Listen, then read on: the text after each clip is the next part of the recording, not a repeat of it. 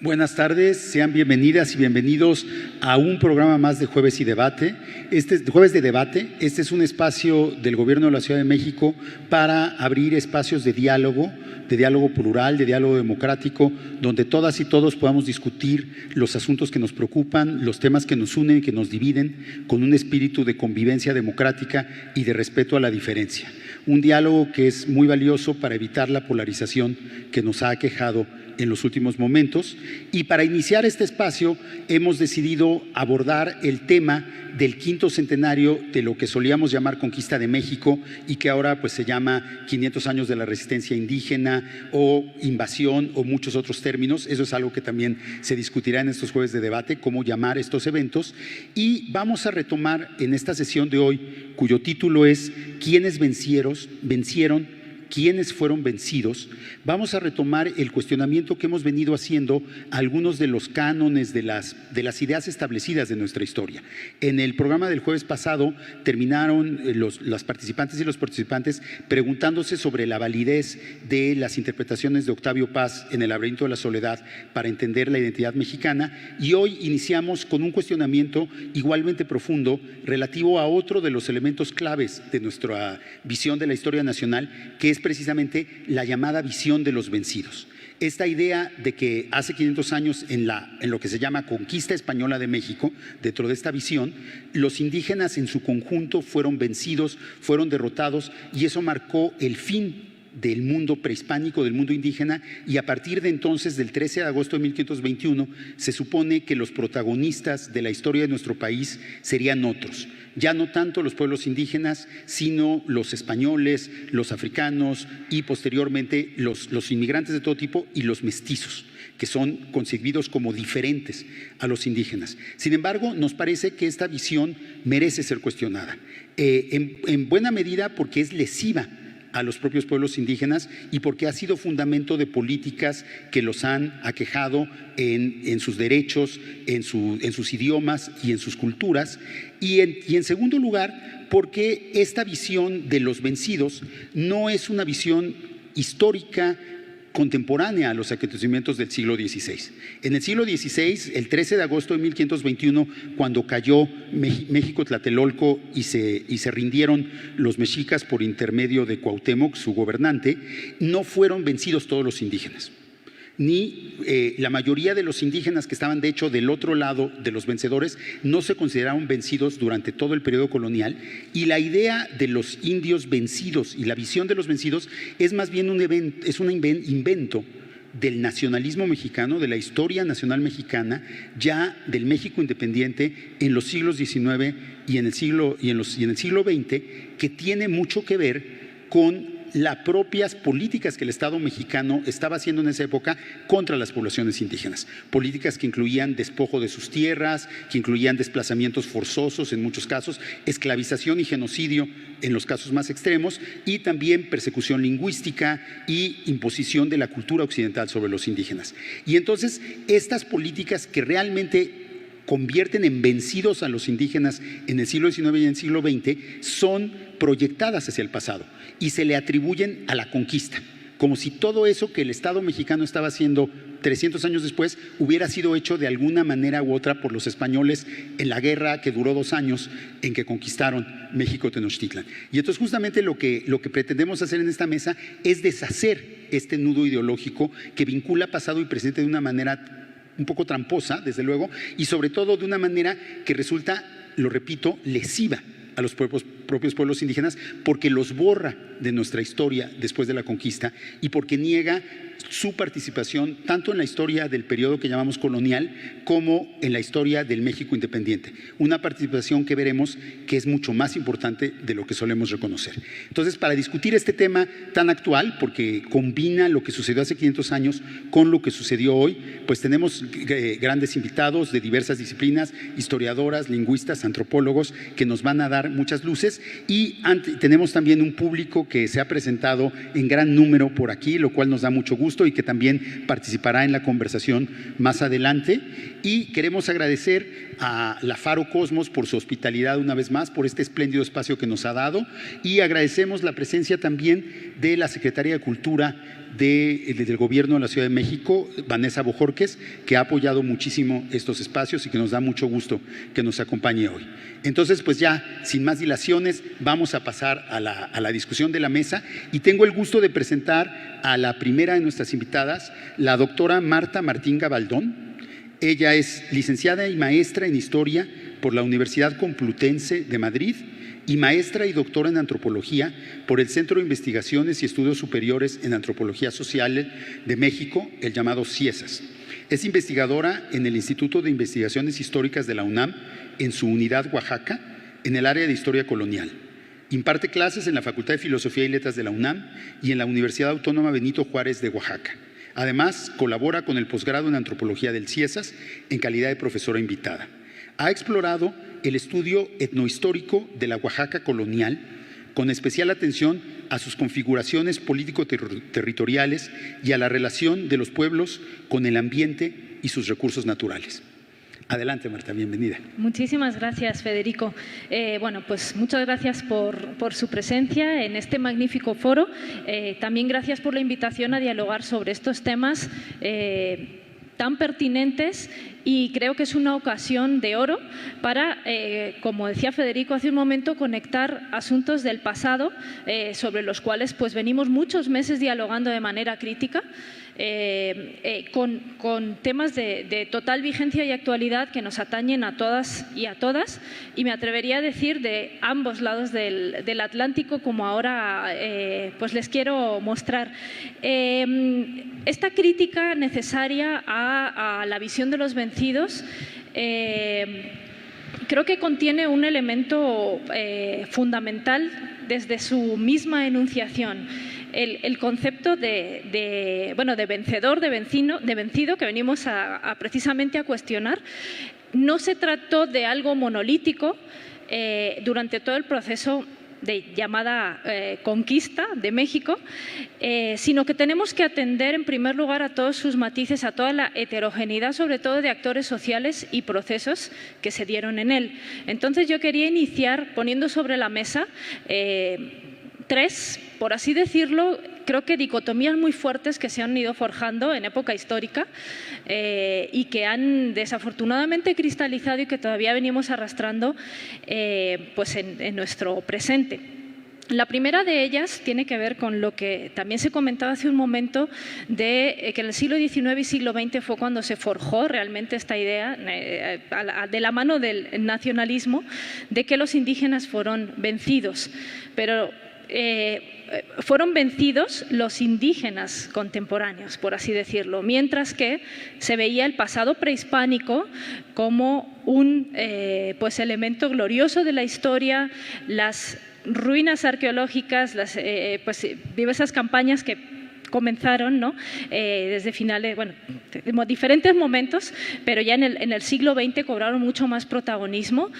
Han sido reclamo también turístico, identitario de México. Entonces, esta primera dicotomía muy fuerte que creo que se ha ido forjando precisamente de la mano de la visión de los vencidos es la de un pasado glorioso indígena y unos indígenas vencidos que fueron los que vivieron en este gran periodo de 3 siglos que denominamos colonial, al cual también debemos hacer sus críticas a este concepto, pero no es el tema que nos ocupa hoy día. Y bueno, creo que es una dicotomía muy fuerte que, como decía, venimos arrastrando y que no creo que esté del todo erradicada. Una segunda dicotomía o binarismo que yo encuentro también muy presente, incluso en los debates contemporáneos, es pensar en el contexto indígena en 1521 como algo homogéneo. Y eso por supuestísimo, el análisis histórico contemporáneo, incluso un poco pasado, nos ha demostrado que no estamos más lejos de la realidad, o sea, estamos muy lejos de esa realidad, de pensar que el contexto indígena en 1519 era totalmente homogéneo. No tenemos que eludir ni olvidar pues, que la conquista o este proceso llamado conquista fue realizado también por indígenas aliados. Y precisamente en los últimos tiempos, y sobre todo al hilo de estas conmemoraciones, se ha ido poniendo sobre la mesa el protagonismo de ciertos grupos indígenas en estos procesos de sometimiento de otros pueblos. Acá donde nos encontramos, en la Cuenca de México, existían, por supuestísimo, rivalidades, sometimientos. La Triple Alianza también tenía sus jerarquías, por supuesto. Y esa historia por ejemplo, estoy pensando en el pueblo tlaxcalteca, que también escribieron y cuyas fuentes, pues afortunadamente ya se llevan un tiempo trabajando con mucho rigor, nos hace que tengamos que poner sobre la mesa que también hubo indígenas que fueron conquistadores. Ese es un tema sobre el que todos estos meses que venimos dialogando también pues ha sido un punto fuerte de los debates, y a veces puede incluso ser un poco fuerte, ¿no? Y contrastante, ¿no? Escuchar que en el siglo XVI, a comienzos del siglo XVI, hubo indígenas que se aliaron con las huestes españolas y que contribuyeron a las conquistas en plural. Y por último, y un poquito de la mano de esta última idea, para terminar mi intervención, quería hacer énfasis en una tercera dicotomía. Incluso no todos los indígenas, entre comillas, vencidos en este proceso histórico,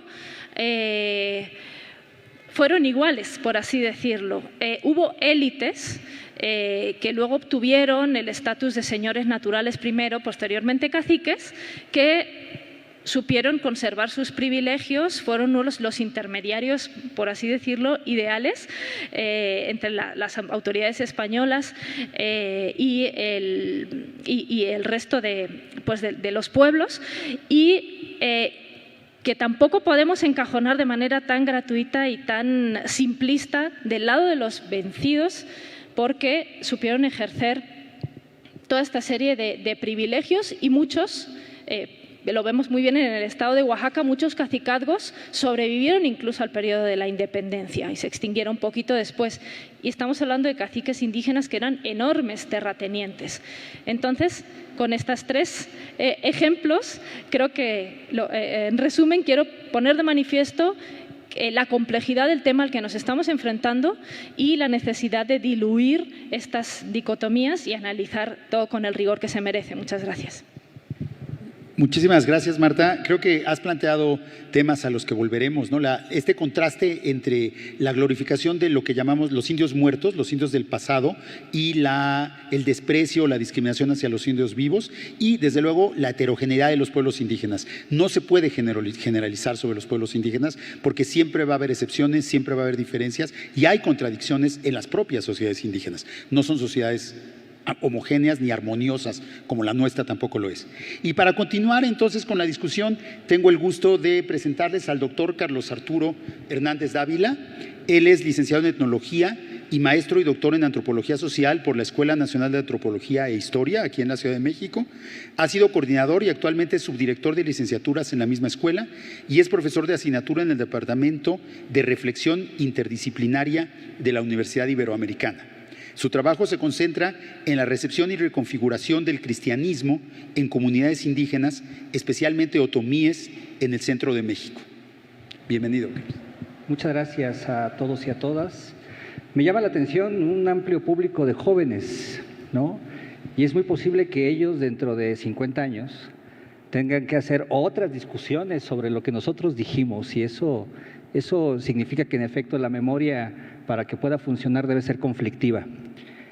Y estoy de acuerdo con la colega que me antecedió en el uso de la palabra, en el sentido de que si en el siglo XVI era imposible pensar en una configuración heterogénea de las poblaciones indígenas, en el siglo XXI pasa exactamente lo mismo. Es decir, no sé si alguien de ustedes ha estado una noche de 15 de septiembre en algún pueblo, entre grandes comillas, pueblo mágico, en Tepoztlán, en Villa del Carbón, pueblos aquí del centro de México, ¿no? Y quiero que se imaginen cómo sería una noche de fiestas patrias en la Tarahumara, o en el Nayar, o entre los Pimas de Sonora, o con Guarijíos, o con todos estos pueblos del norte de México, donde la idea de México es una idea total y absolutamente rara, extraña. Es decir, donde la presencia del Estado-Nación básicamente son o la escuela, o la Secretaría de Agricultura, o políticas públicas, como decía muy bien Federico, con corte bastante extractivista. No existe una unidad llamada México, aún hoy en el siglo XXI, como tampoco, por supuesto, podemos pensar que había una unidad homogénea, monolítica, indígena en el siglo XVI. Escuchando la introducción que nos hacía Federico, yo pensaba que no solamente se trabajó muchísimo en dar como esta construcción artificial de la visión de los vencidos, sino que también fue necesario inventar a los vencidos y por lo tanto inventar a los vencedores, ¿no? Y esto sin duda tiene una serie de consecuencias políticas, ideológicas, muy sofisticadas. Es decir, así como uno de los grandes ausentes en el panteón de la historia como héroe es Iturbide, por supuesto que era fundamental ir creando durante mucho tiempo una serie de enemigos que pudieran además ser como suficientemente visibilizados, ridiculizados en cierto momento, para justificar políticas que hasta el día de hoy lesionan gravemente a los pueblos indígenas.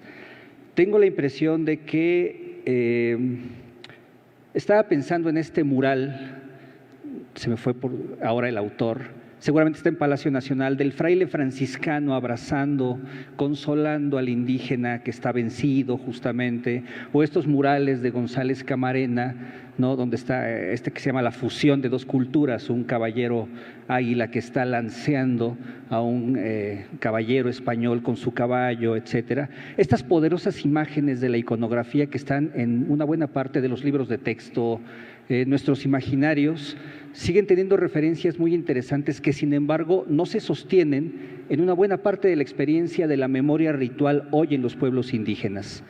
Pienso en dos ejemplos muy rápido a nivel etnográfico.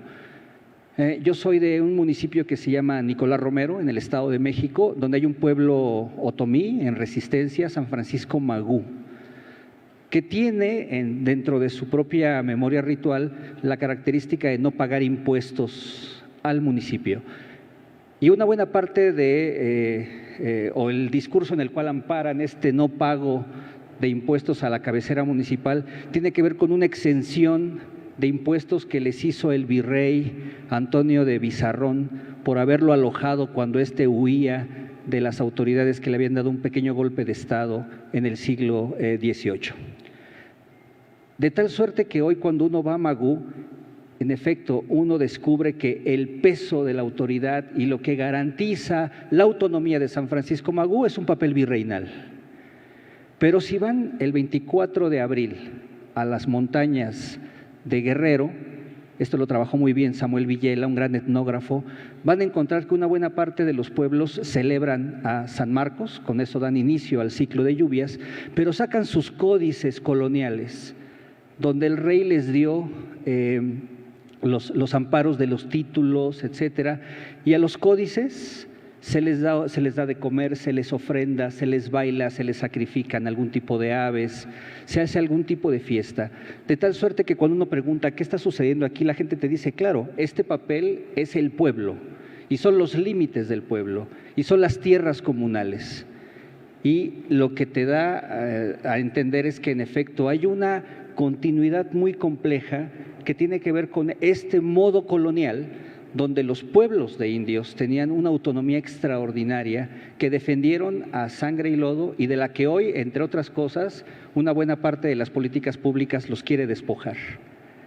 En efecto, hay un imaginario, celebramos ya 30 años de la muerte de Guillermo Bonfil Batalla, este gran antropólogo, autor del México Profundo, donde justamente hablaba de esta invención de un indio folclórico, del turismo, del huipil, de la artesanía, el indito o la indita de la India María, ¿no? El indito sobre el cual podemos, indito, y lo digo con este tono con el cual Federico lo trabajó en México racista, ¿no? Con este asunto que es una mezcla de desprecio y de conmiseración. Pobres indios. Y el asunto está en que hoy tenemos afortunadamente voces poderosas, yo esperaría que las tuvieran por aquí, Yasnaya Aguilar, ¿no? Escribiendo a cada rato desde la zona Mije, donde ella tiene su pueblo, donde ejerce cargos comunitarios, donde es una excelente lingüista, repensando justamente de qué hablamos cuando hablamos de victoria o de derrota. Cierro con esto. El domingo pasado fue 25 de julio. El santo más celebrado en todo el país es Santiago Apóstol. Santiago con su caballo, Santiago que uno lo ve en muchos pueblos y uno dice, este no es Santiago, este es Hernán Cortés, o Pizarro, o Almagro, o Alvarado, o alguno de estos. El asunto tiene que ver con la apropiación de lo ajeno que muchas comunidades indígenas siguen haciendo. ¿De qué hablamos cuando hablamos de vencidos o de vencedores? Yo creo que será parte de lo que discutiremos esta tarde. Muchísimas gracias, Carlos. Creo que me interesa mucho este tema que planteaste al final. ¿Hasta qué punto los indígenas, la capacidad que han tenido las culturas indígenas desde el siglo XVI para apropiarse de aquello que los españoles traen o que muchas veces les imponen de manera violenta, pero que ellos reinterpretan, hacen suyo y muchas veces utilizan contra los propios españoles o para defenderse de los españoles, ¿no? Esa es una de las lógicas de la resistencia que se han mantenido a lo largo de los 5 siglos y que creo que vale la pena siempre tomar en cuenta, ¿no? Y bueno, para cerrar esta primera ronda, tenemos ahora el gusto de saludar a la doctora Violeta Vázquez Rojas Maldonado. Ella estudió lingüística en la Escuela Nacional de Antropología e Historia y luego la maestría en lingüística hispánica en la Universidad Nacional Autónoma de México y el doctorado en lingüística en New York University. Desde 2012 es profesora investigadora en el Centro de Estudios Lingüísticos y Literarios del Colegio de México. Su área de especialidad es la semántica y los métodos de campo. Ha publicado artículos de investigación sobre el purépecha, el maya yucateco y el español y es coeditora de varios libros, Definiteness Across Languages y Morfosemática de la frase nominal purépecha, publicado por el Colegio de México. Desde 2017 colabora en diversos espacios de divulgación, publicando y comentando sobre lenguaje y política, que es justo de lo que va a hablar ahora. Bienvenida, Violeta. Muchas gracias, buenas noches a todos, bueno, buenas tardes. Gracias por la invitación, es un honor estar aquí. Yo quería abundar un poco, elaborar un poco en la idea que puso Marta sobre la mesa, sobre la heterogeneidad de las comunidades lingüísticas que hay en México, las comunidades indígenas que hay en México. Y creo que una manera de ver esa heterogeneidad es a través de sus lenguas, ¿no? Entonces…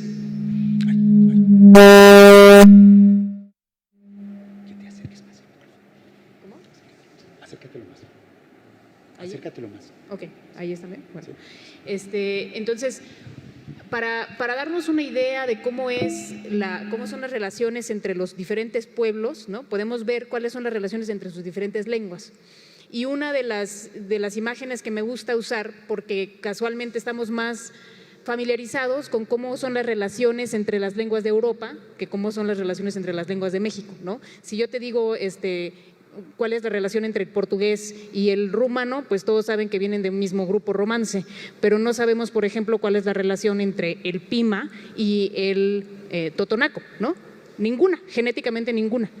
Entonces, una idea que me gusta difundir es que en toda Europa tiene una extensión territorial más o menos 5 veces mayor que lo que ahora es México, ¿sí?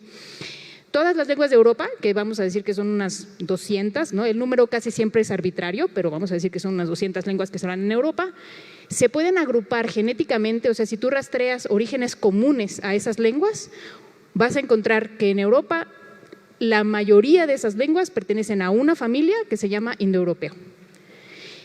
Después hay una lengua aislada que es el euskera, es decir, es una lengua que no tiene rasgos, más bien no tiene relación genética con ninguna otra lengua en el mundo.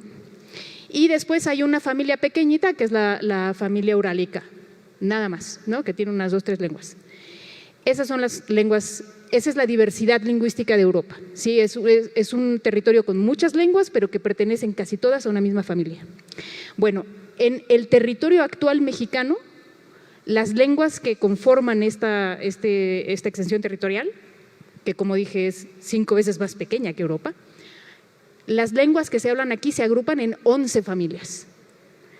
11 troncos, o sea, que tienen la profundidad temporal del indoeuropeo. Entonces, y estas familias, al igual que las familias humanas, también son muy diversas, ¿no?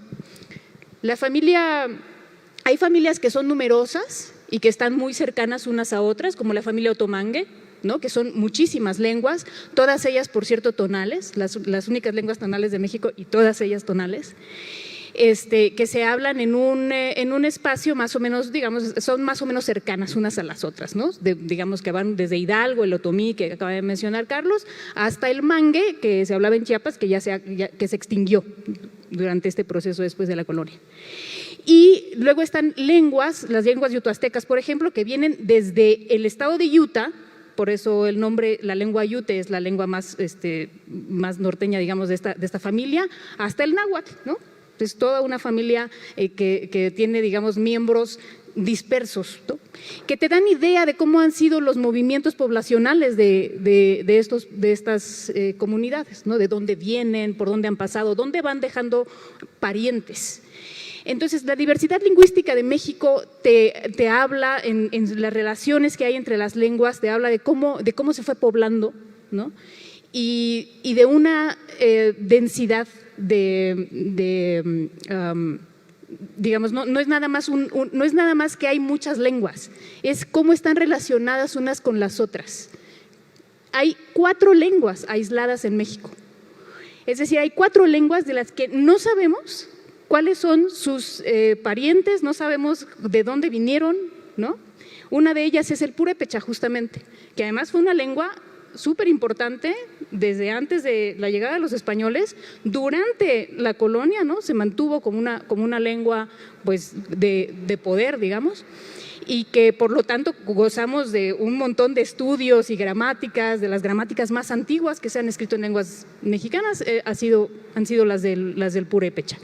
Y otras lenguas también aisladas que han corrido menor suerte, como los seris, que siguen resistiendo ahí en Isla del Tiburón, ¿no? Y en la costa de Sonora.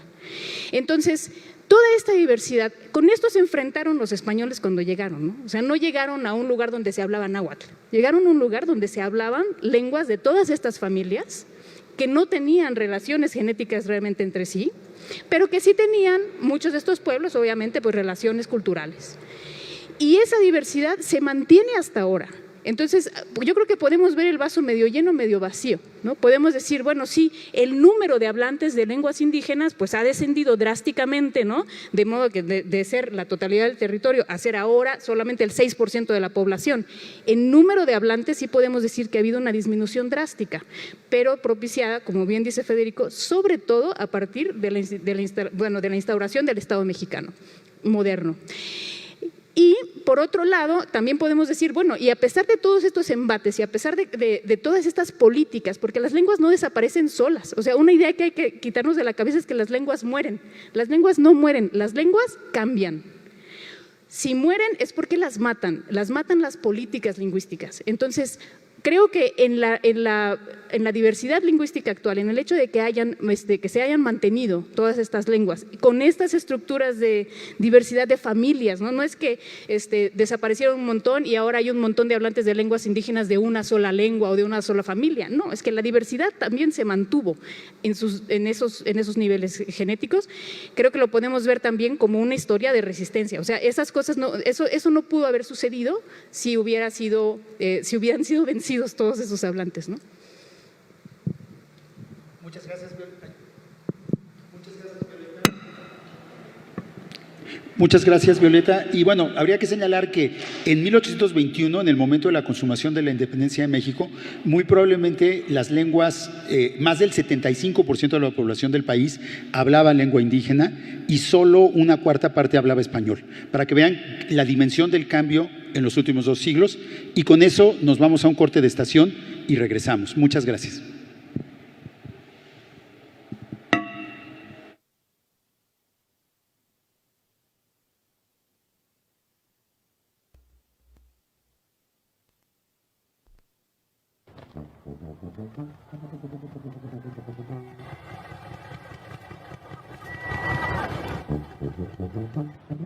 Este jueves, sintoniza el final de temporada de La Subversiva Memoria. Conversamos sobre las políticas de memoria en la actualidad, así como de las prácticas artísticas que nos ayudan a pensar la historia desde un horizonte de verdad y justicia, de la mano de las investigadoras Cristina Híjar y Gabriela Pulido. Jueves a las 23 horas, solo por Capital 21. Te agradecemos estos 13 años al aire. Capital 21.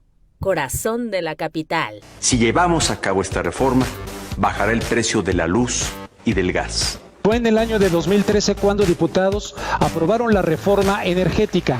Apenas un año después había ya acusaciones de presuntos sobornos a los legisladores.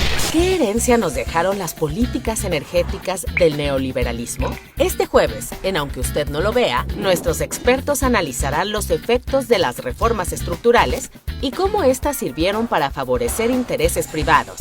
No te lo pierdas a las 22 horas en compañía de Ana Francis Moore, Marta Samarripa, Pedro Miguel, Ángel Valderas y Fabricio Mejía. Solo por Capital 21.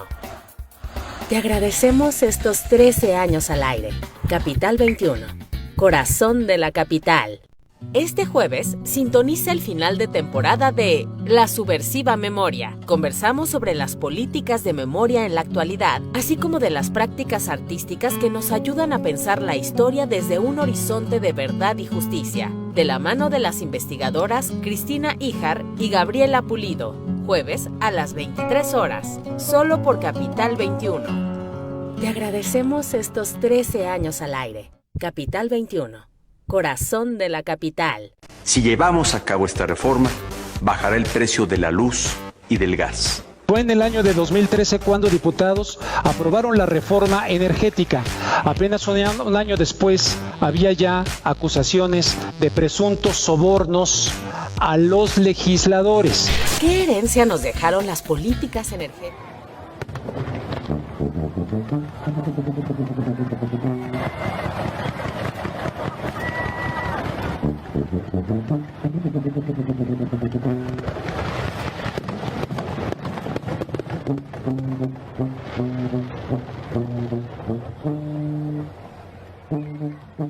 Bienvenidas, bienvenidos de vuelta al programa, a nuestro programa de jueves de debate de hoy. ¿Quiénes vencieron? ¿Quiénes fueron vencidos en eso que solíamos llamar conquista?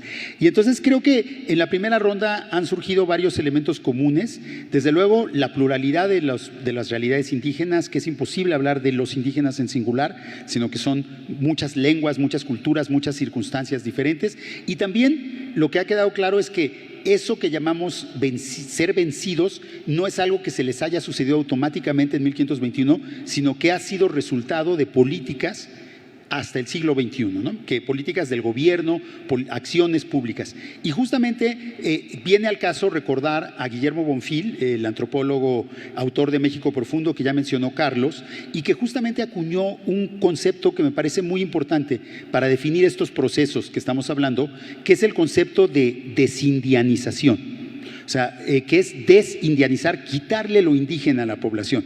Y Bonfil proponía justamente en México Profundo, y es una tesis muy convincente, que lo que llamamos mestizaje en realidad no ha sido un proceso de mezcla racial en que papás españoles y mamás indígenas hayan tenido hijitos mestizos y que sea la cultura mestiza lo que surgió de esa mezcla racial, sino ha sido un proceso de desindianización. La mayoría de los mestizos mexicanos somos de origen indígena y ese origen ha sido de una manera u otra borrado, suprimido, dejado atrás, desplazado. Y eso es lo que nos ha convertido en eso que llamamos mestizos. No es lo mismo que lo que la leyenda nos cuenta y es resultado también de políticas educativas, de políticas públicas, de acciones del Estado. Y es justamente sobre ese tema que quisiéramos abrir esta ronda de participaciones antes de dar pie a las preguntas que ya están surgiendo entre el público. Y pues empezamos con Marta otra vez. Gracias. Muchísimas gracias, Federico. Creo que un punto de partida es preguntarnos qué es que es lo indígena. Es algo muy complejo, no lo podemos resolver ni muchísimo menos en estos minutos, pero sin duda, y con toda su profundidad histórica, es un concepto que nace por oposición. En el siglo XVI nace como por oposición a lo español. Y luego se van añadiendo, con el avance de las décadas y los siglos, en época colonial se van añadiendo otras categorías, pero creo que esto es un poco la esencia. Y vinculándolo con el concepto que nos regaló Guillermo Bonfil para pensar y repensar en todas estas cuestiones, sin duda, creo que los diversos procesos, por otro lado, muy complejos que se vivieron durante el siglo XIX, comienzos del siglo XX, de eliminación de estos privilegios corporativos de los que habían gozado los pueblos de indios, de los que hablábamos también hace un momento, fueron el inicio, ¿no?, de ciertas dinámicas que hoy día pues vemos de manera muy evidente en muchos lugares del territorio mexicano. Hablamos de situaciones de despojo territorial. Al eliminar los privilegios, por así decirlo, corporativos, se abre la puerta a otro proceso muy complejo y que tiene por muchos momentos históricos, pero que es la privatización de tierras, que en su momento pues, tuvieron la categoría también compleja de comunales. Y como digo, pues esta serie de procesos se dieron a partir de ciertos momentos del siglo XIX. Nada más, para cerrar mi participación, quiero poner un ejemplo precisamente del contexto oaxaqueño, y sirve para desmitificar también una parte de la historia indígena. Los indígenas coloniales como desposeídos, ¿no? El avance de la propiedad española, que pareciera en el imaginario como que avanza inexorablemente. En ciertas partes del estado de Oaxaca vemos cómo los pueblos indígenas, los pueblos de indios, supieron retener a partir de diversos mecanismos buena parte de sus tierras y de sus beneficios de arrendamiento de tierras, incluso españoles, como beneficios de sus cajas de comunidad. Entonces estamos hablando de pueblos indígenas en época colonial, lo opuesto a desposeídos en materia de tierras. Pero con todos estos procesos ya decimonónicos la situación empieza a cambiar. Es un panorama muy complejo y la cuestión agraria en México es un tema sensible hoy día. Y que pues, tiene abiertos muchos focos rojos también de problemas agrarios, pero efectivamente, el punto de inflexión lo tenemos que ver en esta serie de políticas de la mano del Estado-Nación que abundan abundan en problemas previos y en otras ocasiones los inician. Gracias, Marta. Pues habría que recordar otra cosa, ¿no? Tanto en el siglo XIX, hubo una serie de leyes que se llamaban de desamortización, que fueron las leyes que disolvieron las propiedades comunitarias, la ley Lerdo, y es todo un proceso muy largo.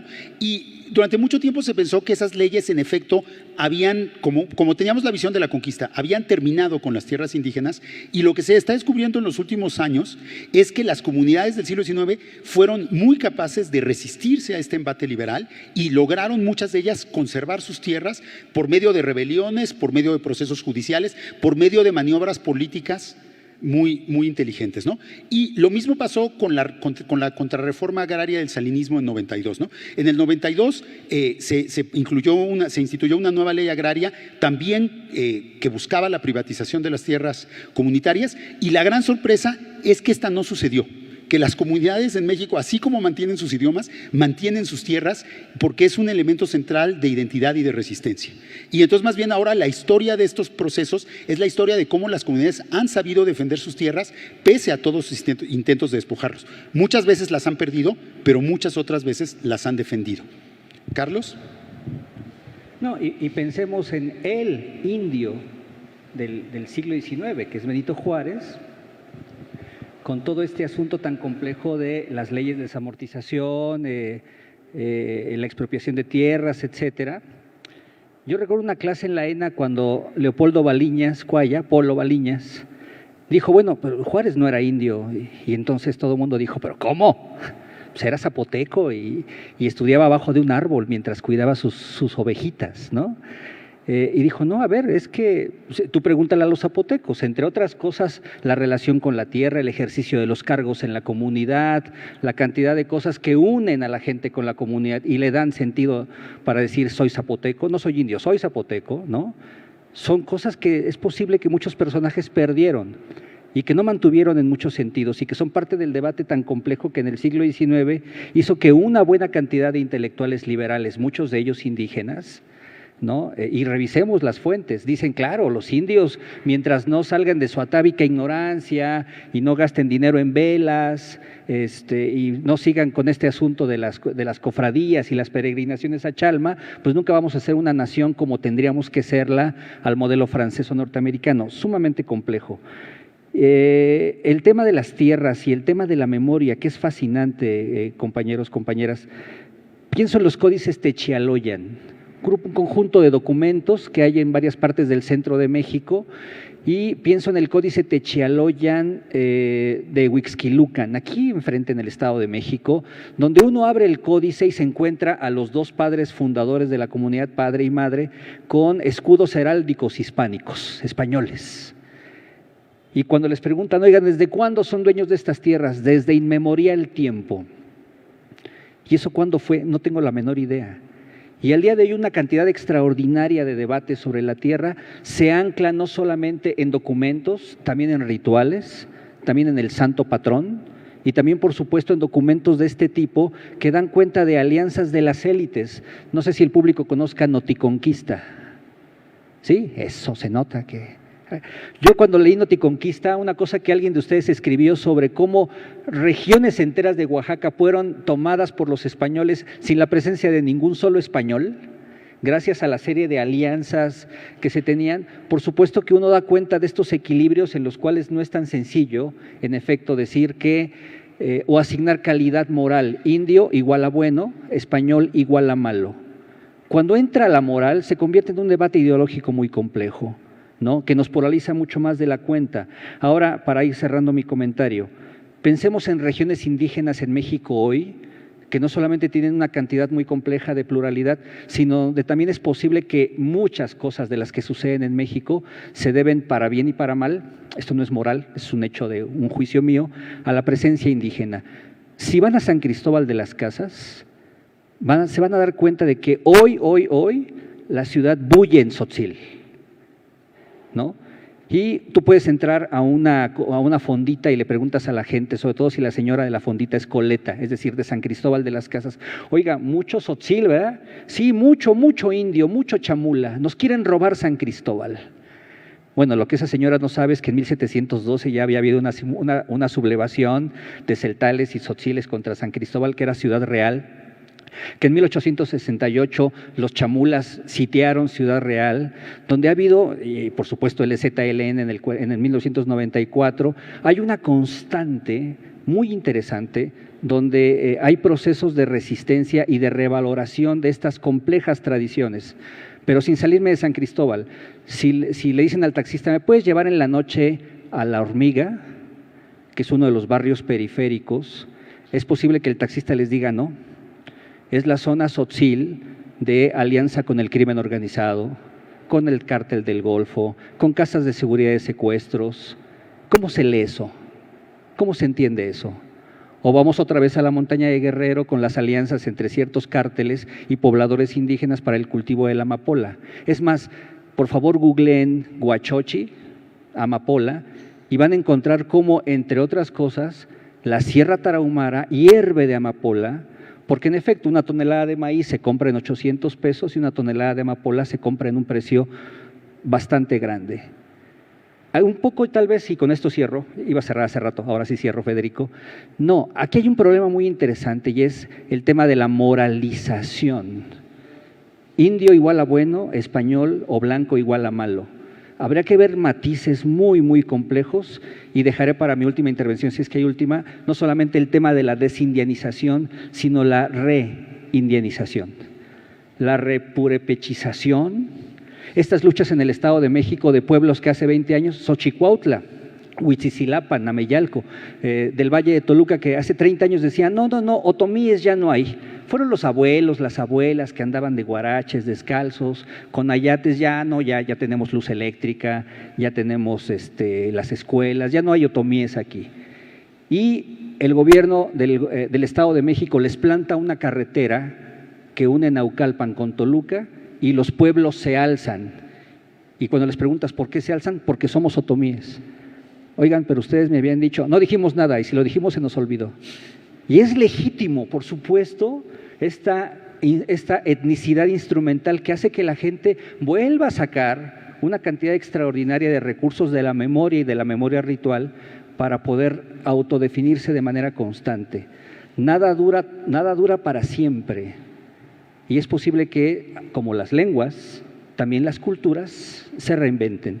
Como se es otomí en Chicago, como se es mazateco en Florida, como se es mixteco en Los Ángeles, por decirlo así. Yo creo que la huasteca ya no termina en Tamaulipas, se sigue más allá de la frontera.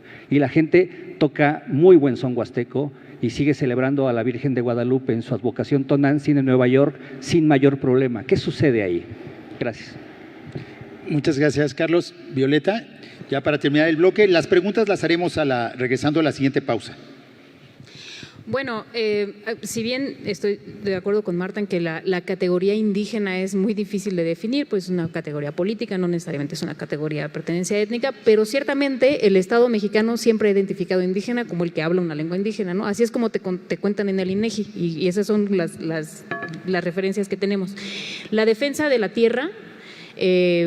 Bueno, hay varios artículos que así lo hablan de cómo la defensa de la tierra siempre está ligado, no siempre, pero en los casos más emblemáticos está ligado a la resistencia lingüística, ¿no? Entonces, gran parte de las fuentes para preservar esta diversidad lingüística de la que hablábamos está precisamente en esos movimientos de resistencia, ¿no? Y la resistencia lingüística tiene una característica en México muy peculiar, y es que las comunidades indígenas nunca se resisten a hablar español, simplemente le asignan otras funciones, ¿no? Lo dejan para la escuela, lo dejan para los trámites, lo dejan como dices hace rato para lo que tenga que ver con el Estado, pero la resistencia lingüística comienza por transmitir la lengua desde casa, etcétera, ¿no? Y esos procesos siempre están ligados a procesos también de defensa territorial. Entonces, bueno, una idea nada más que quería dejarnos es que también la desindianización, que empieza también por el reemplazo lingüístico, o sea, reemplazar la lengua por el español, siempre va atado de ciertas justificaciones, ¿no? Porque hay que justificarlo.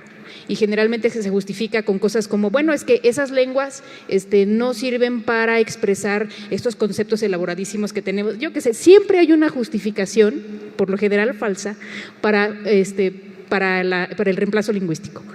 Y la verdad es que ninguna de estas lenguas es ni menos meritoria, ni menos compleja, ni le faltan cosas que decir. Todas las lenguas son igualmente complejas, todas las lenguas son igualmente expresivas, y entonces estas son simplemente justificaciones. Cuando dos comunidades entran en contacto, porque los que entran en contacto no son las lenguas, son los hablantes de esas lenguas, ¿no? Cuando las comunidades entran en contacto y hay una condición de desigualdad, ¿sí? De opresión o de desigualdad en general, esa desigualdad se transfiere a sus idiomas. Y ahí es donde empezamos a ver estos mitos de que tales lenguas son primitivas, de que tales lenguas no sirven para la comunicación. Y ahorita que mencionabas, Carlos, lo de la reindianización, estaba recordando unos datos que había leído de que, por ejemplo, si bien el declive en el número de hablantes se agudizó muchísimo a partir de 1930, allí es que empezamos esta debacle hasta llegar al 6% que tenemos actualmente. Hubo un repunte en los 80s, ¿no? Donde la gente empezaba a contestar en los censos que sí hablaba lengua indígena, ¿no? Porque también en los censos a veces cuando le preguntas a la gente habla una lengua indígena, mucha gente puede decir que no, o aunque la hable, ¿no? Entonces, en esa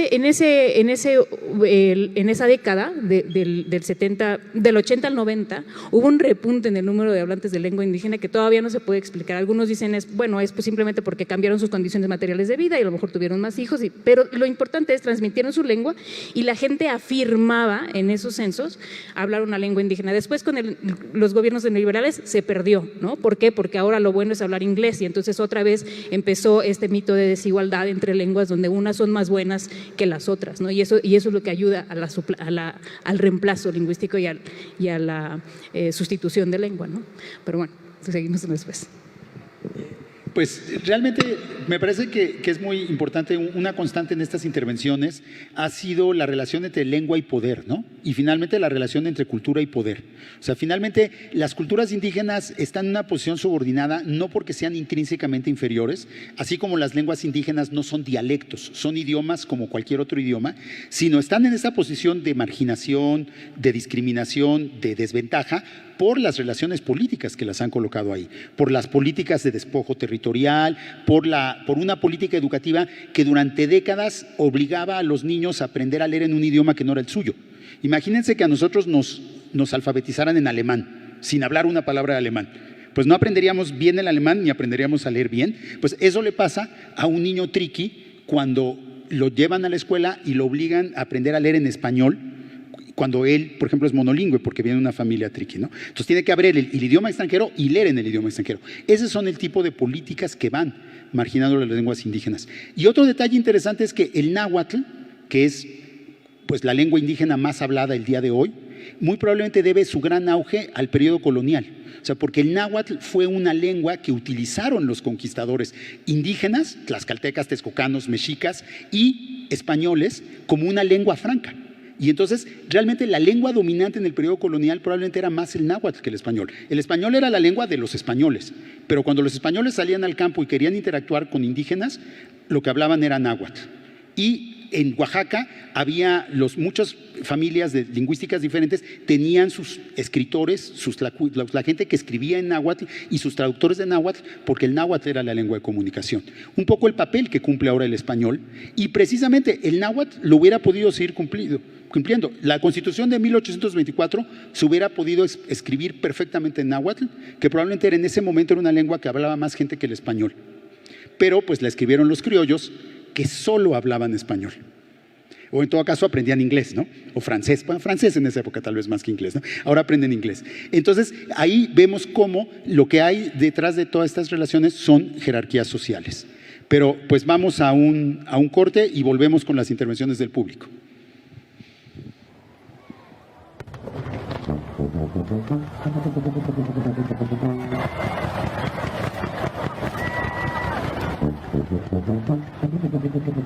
Este jueves, sintoniza el final de temporada de La Subversiva Memoria. Conversamos sobre las políticas de memoria en la actualidad, así como de las prácticas artísticas que nos ayudan a pensar la historia desde un horizonte de verdad y justicia. De la mano de las investigadoras Cristina Híjar y Gabriela Pulido. Jueves a las 23 horas, solo por Capital 21. Te agradecemos estos 13 años al aire. Capital 21, corazón de la capital. Con su lealtad a ciegas al presidente, usted solo ha dado palos de ciego.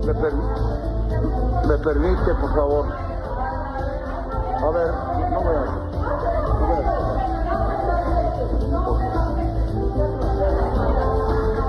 ¿Por qué los medios hegemónicos usan la desinformación sobre las vacunas como herramienta de golpeteo político? Descúbrelo este sábado en Aunque Usted No Lo Vea, en compañía de Ana Francis Moore, Leticia Calderón, Jorge Naredo y Fabricio Mejía. A las 20 horas, por la señal de Capital 21 y sus redes sociales. Te agradecemos estos 13 años al aire. Capital 21, corazón de la capital. Hablar de consulta, hablar de otros recursos de democracia participativa, de que la voz popular fuera escuchada, era básicamente un crimen, un despropósito. Esgrimían casi los mismos argumentos que esgrime hoy la comentocracia para descalificar esta consulta. Los esgrimían entonces, pero tenían el poder. Y como tenían el poder, las iniciativas de ley, los esfuerzos porque la consulta tuviera rango de ley, fuera un derecho plasmado en la Constitución, fracasaron. Ahora ya no. Hoy la consulta representa, sí, un paso adelante histórico en la democracia representativa, pero hoy la consulta es ley. Te agradecemos estos 13 años al aire. Capital 21, corazón de la capital. Capital 21 y Canal 11 te invitan a ver México en 3 tiempos, La rebelión del cura, un documental que ofrece una visión sobre el llamado a la rebelión que inició el cura Miguel Hidalgo y Costilla y los momentos cruciales que marcaron la historia de nuestra nación. No te lo pierdas el viernes a las 19 horas. Te agradecemos estos 13 años al aire. Capital 21, corazón de la capital. Este jueves sintoniza el final de temporada de La Subversiva Memoria. Conversamos sobre las políticas de memoria en la actualidad, así como de las prácticas artísticas que nos...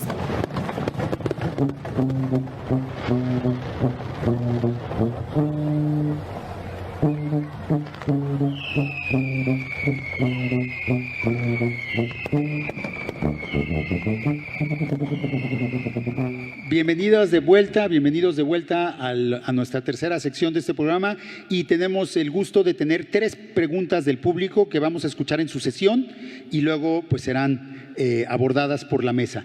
Entonces pues le damos la palabra a los 3 miembros del público que querían participar. Y por cierto, les pedí, nuestro público que nos está siguiendo por redes sociales también pueden mandar sus preguntas y las leeremos aquí, porque también queremos pues la participación del público que no está de manera presencial en esta circunstancia. Adelante. Hola a todos. Muy buenas tardes. Mi nombre es Francisco. Y pues primero quiero felicitarlos por el panel, está muy interesante toda la charla, qué padre que puedan aterrizar estos temas históricos para todos los jóvenes aquí reunidos, ¿no? Y que lo puedan entender, ¿no? Lo que está pasando y pues nuestra historia inmediata. Y pues mi pregunta pues va en torno a... Ahorita estamos como viviendo este proceso de la celebración de los 500 años de México Tenochtitlan y tenemos unos festejos y reorganización y replaneación urbana y todo ello. Pero algo que yo pienso, yo soy de Azcapotzalco, es, o sea, con todos estos festejos y lo que estamos hablando de la nueva indigenización, pues creo que estamos como otra vez en el mismo tema, ¿no? Pero ahora con los mexicas una vez más, como si estuviéramos en los festejos del centenario de hace 100 años y cacho. Entonces, ¿qué pasa con la memoria de estos otros pueblos? Porque los mexicas llegaron y aquí ya había pueblos indígenas antes de que ellos, ¿no? Había gente en Iztapalapa, en Azcapotzalco, en Xochimilco, en Chalco. ¿Qué pasa con esta memoria? ¿No creen que es necesario recuperarla? ¿O estamos bien festejando otra vez 500 años de México Tenochtitlan? Que como bien decían, a todos se nos hace extraño, o bueno, ya no todos se nos hace extraño pensar que los mexicas fueron derrotados por propios indígenas, ¿no? Y muchos de estos indígenas pues eran sometidos por los mexicas, ¿no? Entonces creo que esa parte de la historia se está omitiendo y creo que es necesaria que se recupere. Entonces, ¿qué opinan? ¿Cómo ven estos festejos de los 500 años? ¿No hace falta como esta otra parte de la historia?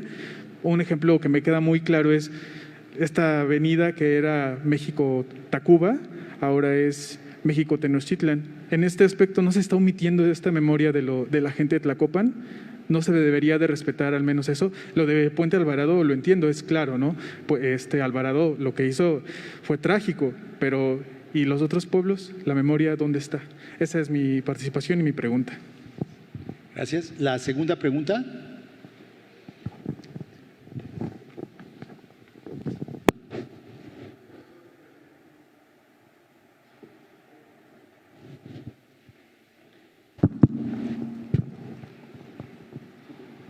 Gracias. Hola, buenas tardes. Yo soy Roberto Peniche. Yo estoy aquí porque en el año 12 casa de calendario azteca, Moctezuma vio que llegar la estrella humeante. La estrella humeante es algo que contó Fray Bernardino de Sahagún, Miguel León Portilla y yo, que soy el que encontró ese meteorito que cayó aquí en Aztlán hace 500 años. Ese que está en la mesa es un fragmento de ese meteorito que yo he estudiado ya desde hace 7 años. Escribí un libro que cuenta todo eso y cada día he encontrado una pista más de esta historia azteca. El cuarto presagio que narra Fray Bernardino de Sahagún en su libro, narra cuando la estrella humeante cayó una tarde de donde se pone el sol hacia donde se mete. Y ese es el meteorito que yo encontré y que estoy analizando con la celebración de los 500 años de aquí de México, Tenochtitlan. Mis antepasados son de aquí de la calzada de México, Tacuba. Tuve el gusto de terminar de escribir ese libro en el Hotel de Cortés, que estaba aquí en la calle de Hidalgo, en el año 2014, y está ahí publicado. Yo, pues con mucho gusto aquí quiero compartirles en estos 500 años mi historia azteca. Y lean esa historia, por favor, lo de Fray Bernardino de Sahagún y lo de Miguel León Portilla. Ahí está escrito que se vio la cola del cometa, cayó un rayo sobre el templo de Huitzilopochtli y se repitió esa historia con la llegada a México, aquí de Huitzilopochtli con su sobrino, que le arrancó el corazón sobre el Cerro del Peñón y lo lanzó hacia donde está ahora la Merced, y de ahí nació el nopal, y de ahí nació y se puso el águila, y nació nuestra patria. Muchas gracias a todos ustedes, espero ser invitado a otro debate y buen día a todos. ¿Y una tercera pregunta? Gracias.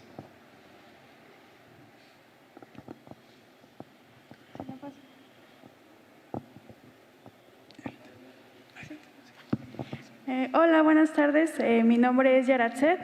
Es un gusto estar aquí con ustedes y yo quiero compartir una reflexión.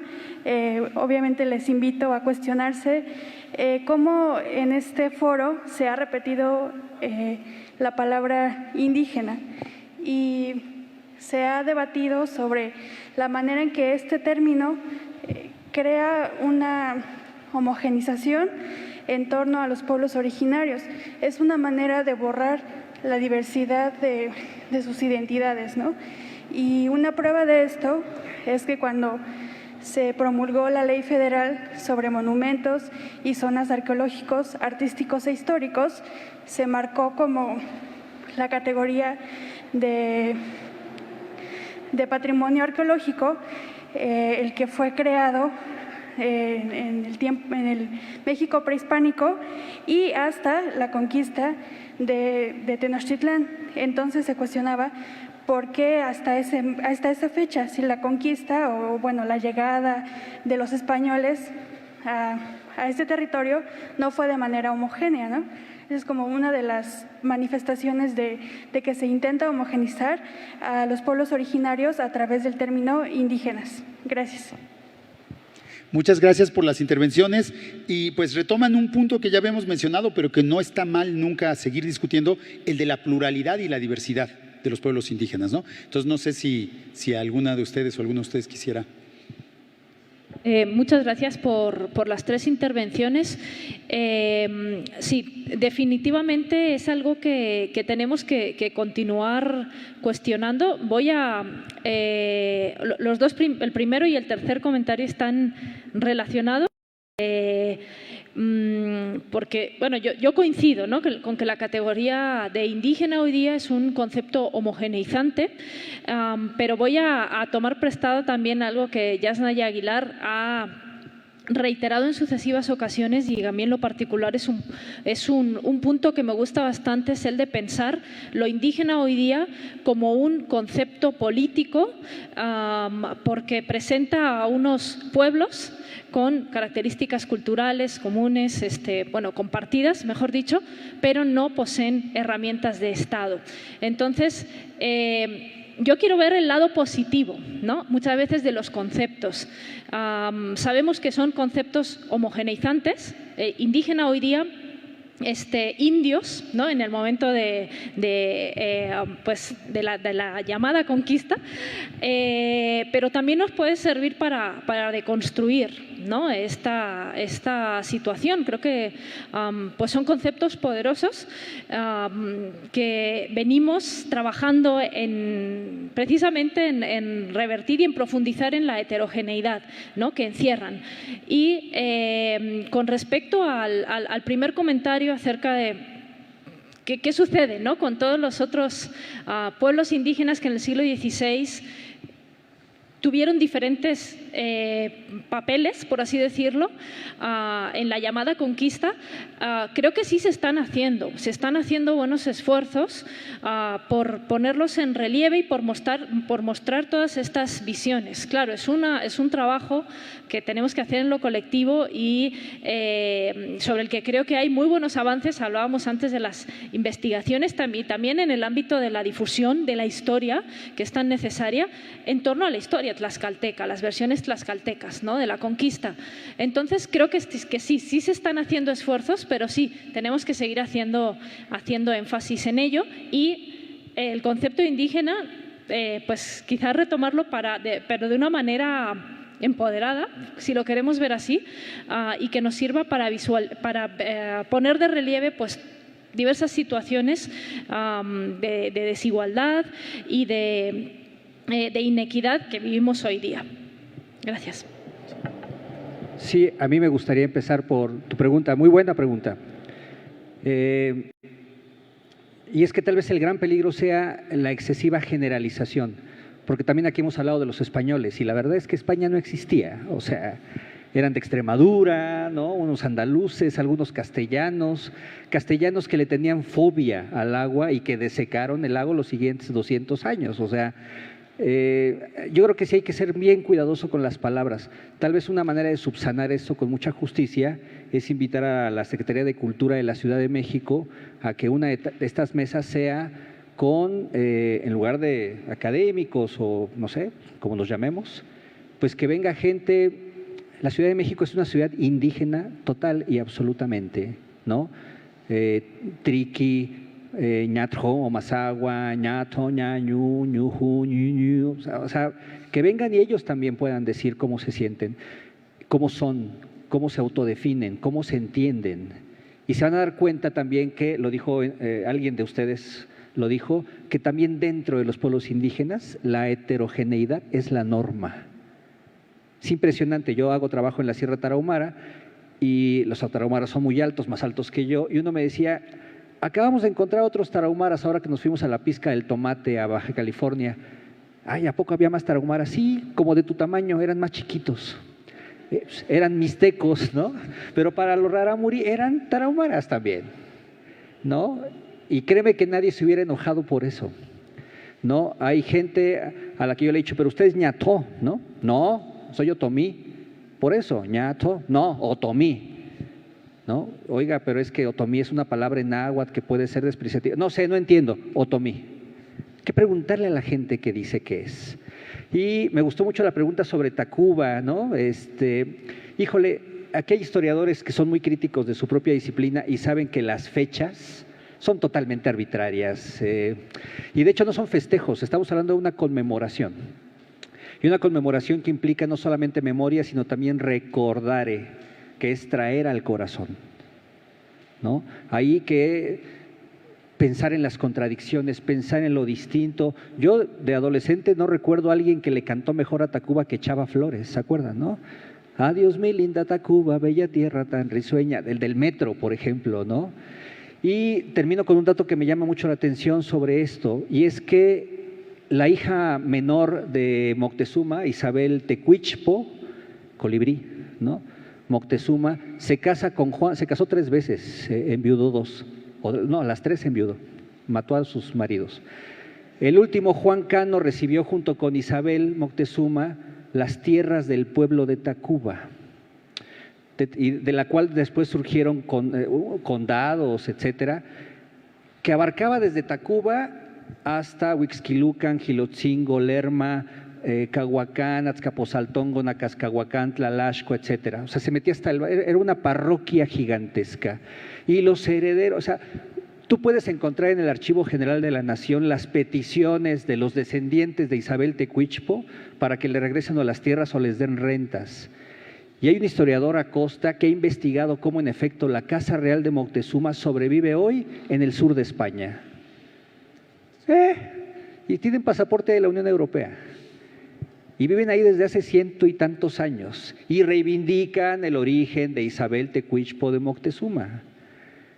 De ahí que las generalizaciones son súper peligrosas. Y justamente el ejercicio del debate, de la lectura, de la confrontación, ayuda, ¿no? Hay que huir del fanatismo de la homogenización. Y en esto creo que hay que aprender, seguir aprendiendo con mucha humildad de los pueblos indígenas que se saben diversos, distintos y diferentes. ¿Han escuchado en las últimas 2 semanas hablar de la palabra panteló?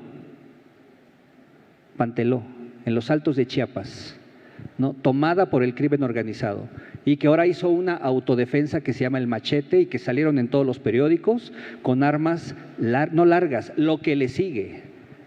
¿De dónde surgieron esas armas? ¿Cómo están ahí?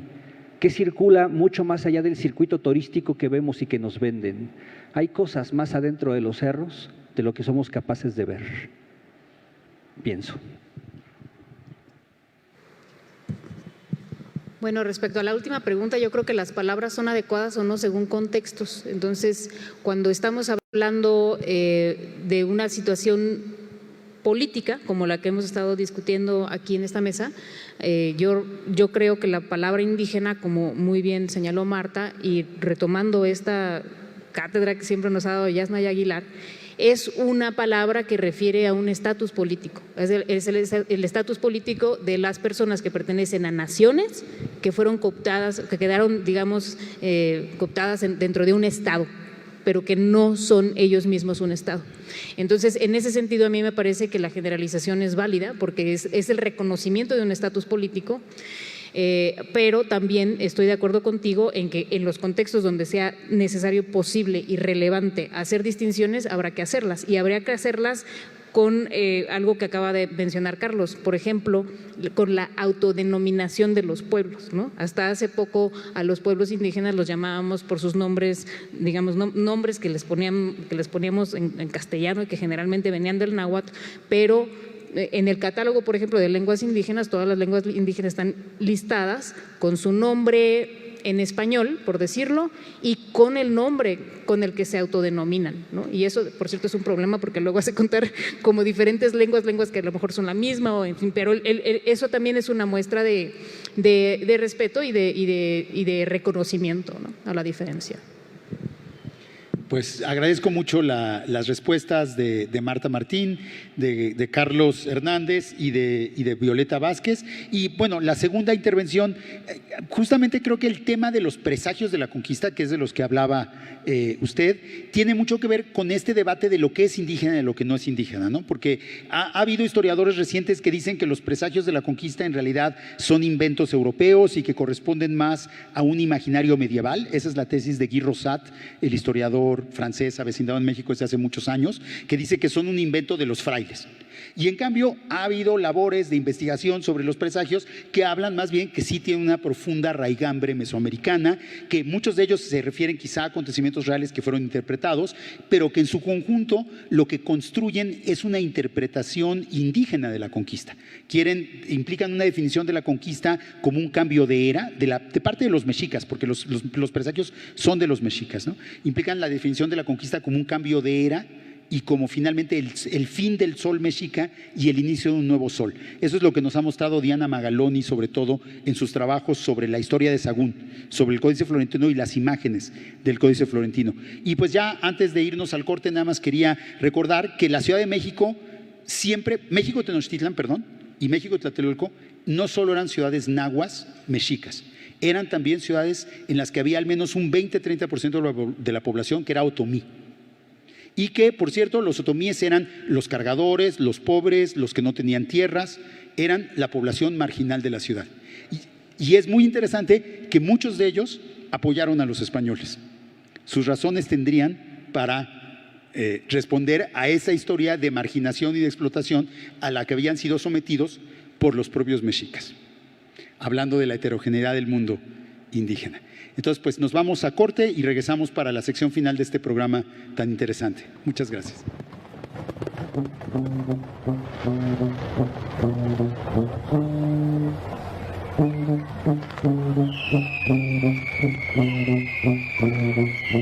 Este jueves, sintoniza el final de temporada de La Subversiva Memoria. Conversamos sobre las políticas de memoria en la actualidad, así como de las prácticas artísticas que nos ayudan a pensar la historia desde un horizonte de verdad y justicia. De la mano de las investigadoras Cristina Híjar y Gabriela Pulido. Jueves a las 23 horas, solo por Capital 21. Te agradecemos estos 13 años al aire. Capital 21, corazón de la capital. Con su lealtad a ciegas al presidente, usted solo ha dado palos de ciego.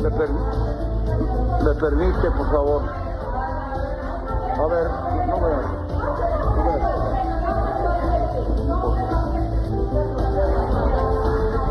¿Por qué los medios hegemónicos usan la desinformación sobre las vacunas como herramienta de golpeteo político?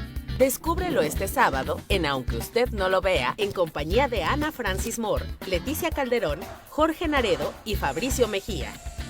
A las 20 horas, por la señal de Capital 21 y sus redes sociales. Te agradecemos estos 13 años al aire. Capital 21, corazón de la capital. Hablar de consulta, hablar de otros recursos de democracia participativa, de que la voz popular fuera escuchada, era básicamente un crimen, un despropósito. Esgrimían casi los mismos argumentos que esgrime hoy la comentocracia para descalificar esta consulta. Los esgrimían entonces, pero tenían el poder. Y como tenían el poder, las iniciativas de ley, los esfuerzos porque la consulta tuviera rango de ley, fuera un derecho plasmado en la Constitución, fracasaron. Ahora ya no. Hoy la consulta representa, sí, un paso adelante histórico en la democracia representativa, pero hoy la consulta es ley. Te agradecemos estos 13 años al aire. Capital 21, corazón de la capital. Capital 21 y Canal 11 te invitan a ver México en 3 tiempos, La Rebelión del Cura, un documental que ofrece una visión sobre el llamado a la rebelión que inició el cura Miguel Hidalgo.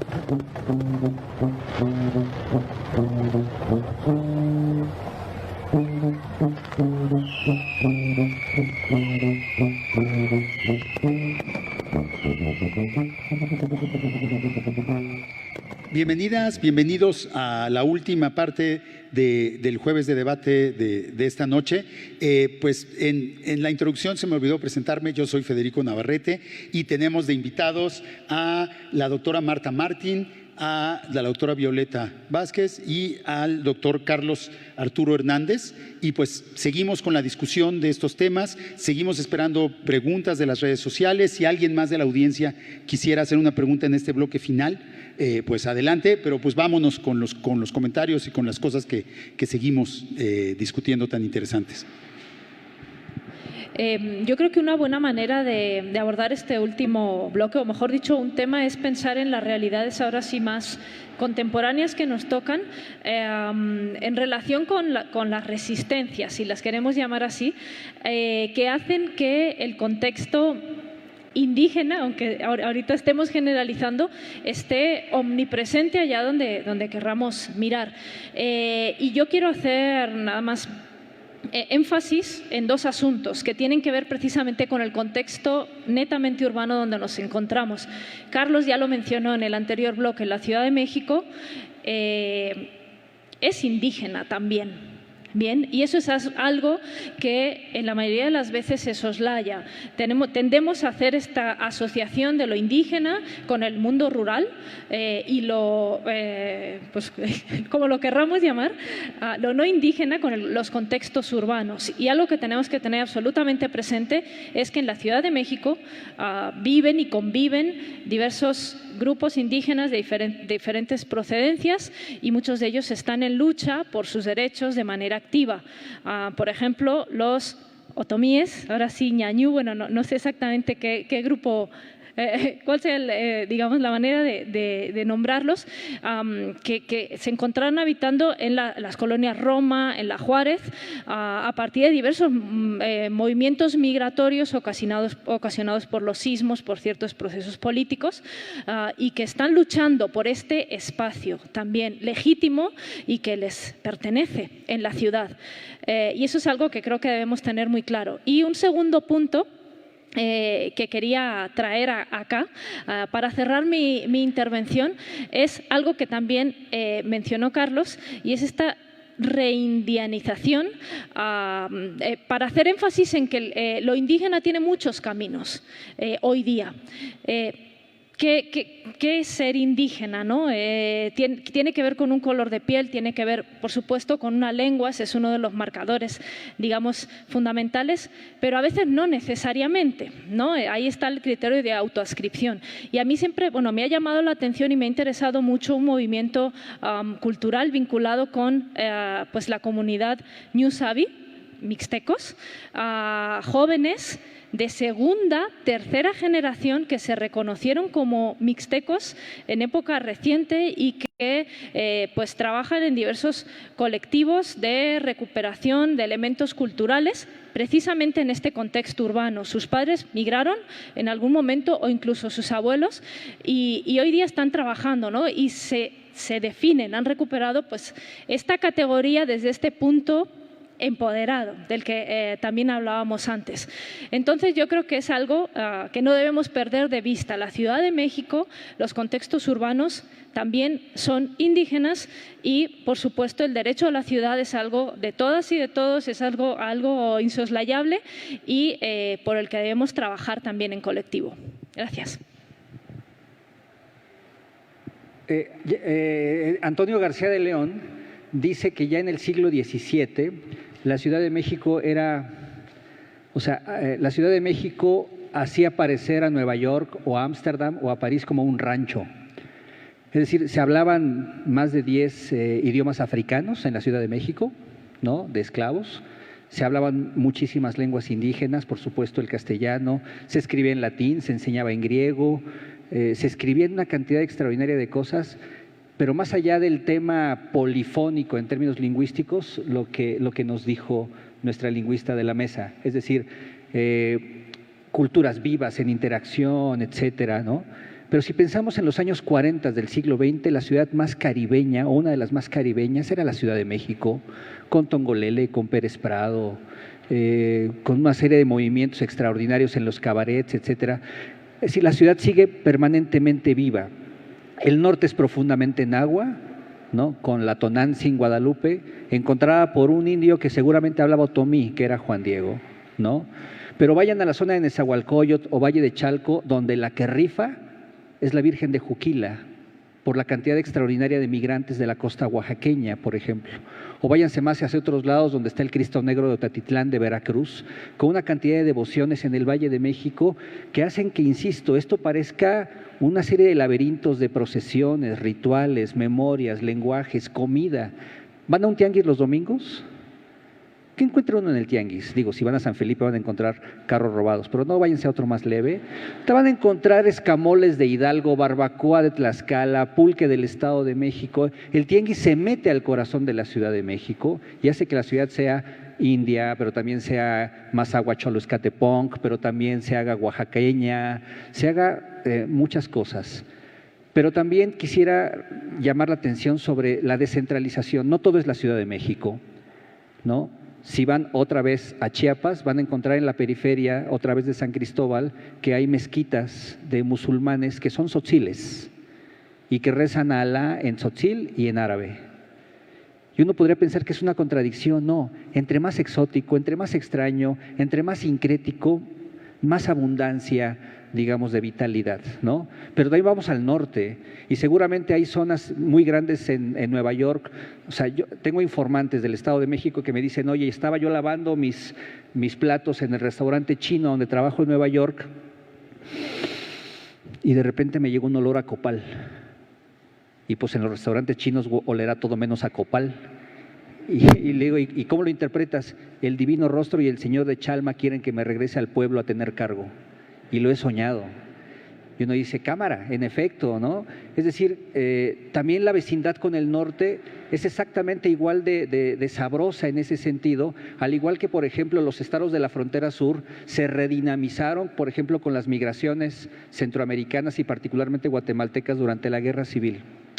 Es decir, somos tierra de paso, tierra de contacto, tierra de encuentro, tierra de desencuentro, muchas veces ensangrentada, pero con una memoria que, insisto, entre más contradictoria, tiene una vitalidad mucho más grande. Y sí, yo de veras no quisiera terminar sin pedir de cuates, que también haya una mesa donde toda la migración de la Ciudad de México también venga y dé su palabra. Cierro con este dato, Federico, yo creo que tú lo sabes mejor que yo, pero en los años 1910, 20, 30, en la Merced se podía escuchar hablar ashkenazí, de los judíos de Lituania, de Polonia, de Bielorrusia, pero también árabe de los judíos de Alepo, de Siria. También se podía escuchar ritos y cantos maronitas en arameo de los libaneses. Y también se podía escuchar, por supuesto, náhuatl, otomí, etcétera. Es decir, va mucho más allá de lo que podemos imaginar. Y tal vez estas conmemoraciones exijan no solamente una revisión crítica a nuestras fuentes históricas, sino tal vez a nuestra imaginación, al cine, a las letras, a las músicas populares, ahí donde de veras los corazones de los pueblos laten de manera muy interesante. Y cierro con esto para Federico. Los otomíes del Estado de México dicen, nosotros levantamos Tula y la vimos caer. Levantamos Teotihuacán y la vimos caer. Levantamos Tenochtitlán y la vimos caer. Y ojo, Carlos, seguimos siendo albañiles. Hemos levantado la Ciudad de México y es posible que la veamos caer. ¡Guau! Y ojo, hay una nueva pandemia. En muchos pueblos indígenas hoy el coronavirus tiene una lectura muy similar a la que quedó con esas pandemias del 16 y con muchas pestes del Cocolistli más adelante. Será muy interesante un día regresar a esos temas. Y pues agradezco la invitación. Muchas gracias a todos. Bueno, yo voy a cerrar otra vez trayendo agua para mi molino, es decir, hablando de lenguas. El inglés, las personas que estudian el inglés, que publican sobre el inglés, que más saben sobre el inglés, hablan inglés. Las personas que publican sobre el español, ¿no? Todos los miembros de la Real Academia, todos los estudiosos de la lengua española, hablan español. Los estudiosos de las lenguas indígenas no son los hablantes de lenguas indígenas hoy por hoy en México. Y creo que esa es una de las situaciones que tenemos que resolver inmediatamente. O sea, el acceso a la educación superior, la formación que se necesita para estudiar la amplísima variedad de lenguas que tenemos en México requiere que sus propios hablantes sean también los estudiosos y los nuevos intelectuales, digamos, ¿no? Que sean ellos los que…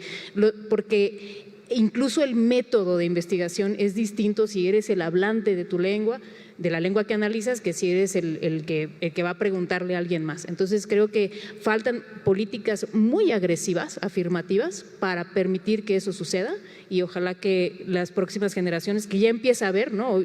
Recién estuve con un lingüista purépecha, hablante de purépecha, y es una cosa, pues es muy refrescante saber que esas generaciones ya vienen y ojalá que sean cada vez mayores. Muchas gracias por esta ronda. Tenemos una pregunta del público de redes sociales que pregunta Leo Linares. ¿Cuál es la importancia de preservar la lengua indígena en contexto de los avances tecnológicos en la sociedad del conocimiento? Que creo que es una pregunta que va directo a lo que acabas de decir, Violeta. No sé si quisieras responder. Bueno, la lengua se preserva porque es un derecho humano, ¿no? Tienes el derecho de hablar la lengua que te enseñaron tus padres y de transmitirla a tus hijos. Más bien yo me preguntaría cuál es el impedimento ante una época de avances tecnológicos y científicos y lo que quieras, cuál es el impedimento de preservar la lengua. Absolutamente ninguno. Todas las lenguas, como dije hace rato, se pueden adaptar. Nosotros mismos en español, la mayoría de nuestro vocabulario tecnológico está tomado prestado, ¿no? O sea, no sé… escanear, lo que se te puede ocurrir. Casi todos son términos que tomamos prestados y que a su vez también pueden ser neologismos construidos, digamos, artificialmente, por decirlo así, a partir de raíces griegas, ¿no? Porque así es como nos las arreglamos para incorporar nuevos conceptos que refieren a nuevos objetos, y eso se puede hacer en cualquier lengua. Entonces, más bien yo preguntaría cuál sería el impedimento para que en una era de avances tecnológicos no se preserve la lengua materna. Ninguno. Yo ahí diría que tenemos una idea que es muy frecuente en nuestra cultura mexicana de asociar el progreso con las lenguas europeas y en particular con el inglés. Por eso también en México es muy aspiracional aprender inglés, porque muchos mexicanos vemos hablar inglés como un acceso a esta modernidad, como poder tener entrada a ese mundo de los países desarrollados, de la tecnología, de la sociedad del conocimiento. Entonces, ahí mismo estamos diciendo de alguna manera, parece que tenemos un complejo de inferioridad con nuestro propio español, ¿no? Pareciera que, por eso este énfasis en enseñar inglés como una cruzada que nos va a salvar de quién sabe qué, como si el español no fuera suficiente. Y pues imagínense, o sea, los mismos hispanohablantes luego discriminamos a los indígenas porque su lengua es aún menos suficiente que la nuestra, ¿no? Entonces realmente quizá lo que estamos proyectando es más bien nuestros propios complejos de inferioridad hacia los indígenas. Y yo por otro lado, pues nada más recordaría que los ayuk de Oaxaca, los mijes, como se llaman con el nombre náhuatl, ellos mismos se llaman ayuk, tienen canales de televisión, tienen una presencia activísima en internet en su lengua, tienen una producción de video impresionante en lo más vanguardista de la tecnología, todo en ayuk. Y pues resulta que los aparatos funcionan en cualquier idioma. O sea, una grabadora de video no tiene problemas para grabar un discurso en ayuk, o en inglés, o en chino, o en el que sea, ¿no? Entonces, realmente creo que esta idea de asociar la modernidad con un idioma en particular es más un prejuicio de nuestra clase media que una realidad de que haya idiomas más o menos capaces de ser buenos para la tecnología. Se puede aprender ingeniería en ñañú y física nuclear en ayuk. O sea, son perfectamente capaces, ¿no? Pero una cosa que sí hay que tomar en cuenta, que yo señalaría, es que en la Ciudad de México, en la que según algunas estimaciones viven aproximadamente 1 millón de hablantes de lenguas indígenas, que son de todo el país, o sea, en la Ciudad de México se hablan casi todas las lenguas indígenas que se hablan en la nación, no hay una sola estación de radio que transmita en lenguas indígenas. En cambio, en California sí hay estaciones que transmiten en mixteco. Y no olvidemos que la ley de medios de comunicación de hace unos años establecía que todas las emisoras en México debían utilizar lo que los diputados llamaron la lengua nacional, que desde luego pensaron que era el español, cuando en México pues hay al menos 69 grupos lingüísticos nacionales reconocidos por la propia Constitución, y que fue la movilización de los indígenas, encabezadas entre otros por Mardonio Carballo, quien impidió que esa ley discriminatoria pasara, ¿no? Entonces, creo que aquí estamos ante un problema muy serio de nuestra actitud como hispanohablantes hacia las lenguas indígenas. De alguna manera, en México es culto quien aprende inglés y quien aprende francés, pero no es culto quien habla otomí, o no es culto quien aprende mixteco o ayuk. Entonces, estamos hablando otra vez de estos mismos prejuicios, de nosotros como hispanohablantes y nuestras aspiraciones de modernidad, que les imponemos a los indígenas pensando que ellos no son capaces de construir una modernidad propia, cuando por otro lado tenemos evidencias de que son tan modernos como nosotros. Migran, participan de la economía moderna, utilizan la tecnología, chatean por WhatsApp en los 69 idiomas seguramente. Entonces, realmente el problema es que hay leyes que les vedan el acceso a la tecnología, que hay prácticas y costumbres que impiden que los idiomas utilicen y aprovechen las tecnologías, como el español sí las aprovecha o como el inglés sí las aprovecha, ¿no? Entonces creo que ese es uno de los temas que tenemos que discutir, ¿no? Y sobre todo en la Ciudad de México, ¿no? ¿Por qué no hay mayores espacios para las lenguas indígenas en nuestra ciudad? Muchas de ellas son, o sea, el otomí y el náhuatl son lenguas ancestrales en esta ciudad. O sea, se han hablado aquí desde que existe la ciudad. Y por otro lado tenemos todas estas lenguas de los migrantes que también merecen un espacio en la ciudad. ¿Alguien más que quiera? Tenemos unos minutos para terminar. ¿O alguien del público quisiera hacer una pregunta? ¿Sí? Sí, Carlos. Sí, hola. No, muy rápido. Búsquense, por favor, en Facebook cuando tengan tiempo, amigos en San Miguel Sinacapan, Sierra Norte de Puebla, San Mateo del Mar, Oaxaca y en el Gran Ayar. Y se van a dar cuenta, o sea, googleenlo, y se van a encontrar con que, no sé, Comunidad San Mateo del Mar, está todo en Ombiayets, en Guave. Y si tú mandas tu solicitud para integrarte, te mandan un cuestionario que tienes que contestar en Ombiayets, ¿no? Alguien podría decir, híjole, qué limitación, etcétera. Pero habla justamente de la forma como generaciones de chavos que también rapean en totonaco, que también rapean en mazahua, que también rapean en un montón de lenguas, han dicho, en efecto, la lengua no tendría que ser frontera, tendría que ser puente. Una pregunta, porque ya tenemos poquito tiempo.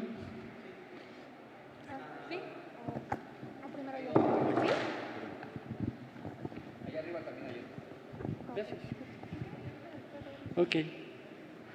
El Museo de América en Madrid, ¿qué pasa con España? ¿Por qué sigue contándose a nivel general que la modernidad de México, igual en generalidades, es gracias a esas personas transatlánticas? ¿Qué pasa con el recurso de analogía entre culturas para interpretarlas? Por ejemplo, tenemos una sociedad que baila versus otra que también baila. Podemos generar como equivalentes o lazos entre ellas. ¿Por qué todavía sigue predominando la modernidad a nivel general, sobre México, Tenochtitlan, por ejemplo? Esa es mi pregunta, gracias. No, lamentablemente ya no tenemos tiempo, ya tenemos que terminar. Gracias por la participación, esperemos que en otra ocasión se pueda. ¿Alguien quisiera responderle? Sí, bueno, me alegra esta pregunta porque desde el inicio yo quería poner también sobre la mesa algo bien importante. Este debate tan rico y tan fructífero que estamos teniendo durante todos estos meses a propósito de las conmemoraciones no se está teniendo en España. Y eso es algo que también debemos acusar. El nacionalismo español, con toda su carga política, está vinculado a la idea, a uno de los grandes mitos de la conquista, ¿no? Hernán Cortés como gran figura histórica. No tenemos tiempo ahorita de abundar en ello, pero ¿qué pasa del otro lado? Pues que es necesario un debate porque lo único que se hace es alimentar racismo. La comunidad ecuatoriana, por ejemplo, en Madrid, en mi ciudad, ya ha sido rebasada en número de habitantes procedentes de otros lugares por otros colectivos, pero en los años 90 fue el colectivo migrante más importante y pesa un grandísimo estigma y un racismo impresionante, similar al que podemos ver acá sobre los pueblos indígenas. Entonces, pues bueno, esto también es un llamado a que hagamos lo posible porque el debate también se lleve a la otra orilla, es muy necesario y la idea de la conquista está lastimando mucho incluso la convivencia en ciertos ámbitos. Gracias. Pues muchísimas gracias y qué bueno que el debate pues no solo es mexicano, ¿no? Finalmente estamos hablando de relaciones con otros países del mundo y de fenómenos que suceden no solo en México, sino en todos los países del mundo. Y pues con eso nos tenemos que despedir. Qué pena, podríamos seguir conversando y atendiendo sus preguntas tan interesantes. Agradezco muchísimo la participación de Carlos Hernández, de Marta Martín y de Violeta Vázquez. Yo soy Federico Navarrete y nos vemos el próximo jueves para seguir discutiendo ahora precisamente sobre cómo debemos llamar eso que hasta ahora hemos llamado conquista. A ver si encontramos la respuesta el próximo jueves. Muchísimas gracias a todas y todos.